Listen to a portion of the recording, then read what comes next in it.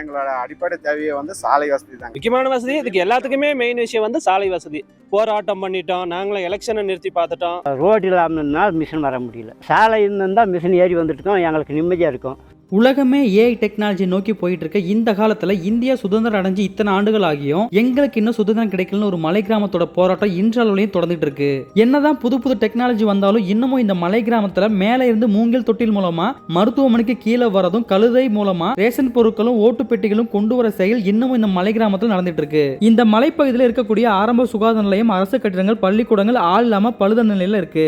கோட்டூர் மலை கிராமம் தருமபுரி மாவட்டத்துல பாலக்கோடுல இருந்து 45 கிலோமீட்டர் தூரத்துல பெல்ராம்பட்டி பகுதியில் பெண்ணகரம் ஊராட்சி ஒன்றியத்தில் வட்டுவனஹள்ளி ஊராட்சியில் அமைஞ்சிருக்கிற ஒரு மலை கிராமம். இந்த மலை கிராமம் மேற்கு தொடர்ச்சி மலையில கடல் மட்டத்திலிருந்து சுமார் 3000 அடி உயரத்தில் அமைஞ்சிருக்கு.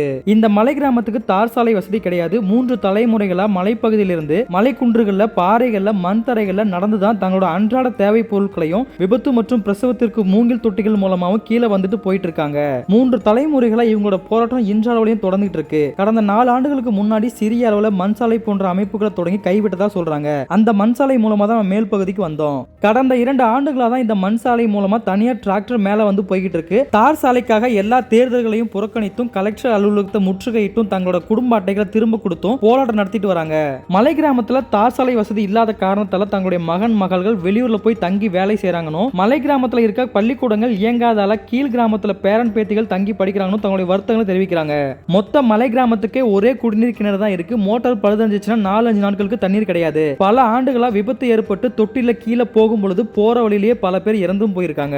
அரசு வீடு கட்டும் திட்டத்தை கொடுக்கறாங்க, வீடு கட்டலாம் ஃபைன் போடுறாங்க. ஆனா மணல், செங்கல், கம்பிகளை மேல கொண்டு வர தார் சாலை வசதி செய்து கொடுக்க மாட்டாங்க அப்படின்னும், விவசாயம் மூலமா கொள்முதல் பண்ணக்கூடிய தானியங்களை கீழே கொண்டு போக முடியாம வீணா போகுதுன்னு, இங்க உள்ள ஆடுகள் மாடுகளை மேய்க்க வனத்துறையால தடை செய்யப்பட்டிருக்கு அப்படின்னு பல குற்றச்சாட்டுகளை முன்வைக்கிறாங்க. இந்த கரடுமுரடான பாதையில தான் தலைமுறையா மேல இருந்து கீழே போயிட்டு வந்துட்டு இருக்காங்க. தார் சாலை இல்லாத இந்த மலைப்பகுதிக்கு தேர்தல் நேரத்தில் அரசியல்வாதிகள் ஓட்டு கேட்க மட்டும் மேல் நடந்து வராங்க அப்படின்னும், பல வருடங்களா ஆட்சி மாற்றம் மட்டும் வருது, தங்கள் மலை கிராமத்துக்கு ஒரு மாற்றமும் இல்லைன்னு பல கோரிக்கைகளை முன்வைக்கிறாங்க. கோட்டூர் மலைக்கு சுதந்திரம் கிடைக்குமா?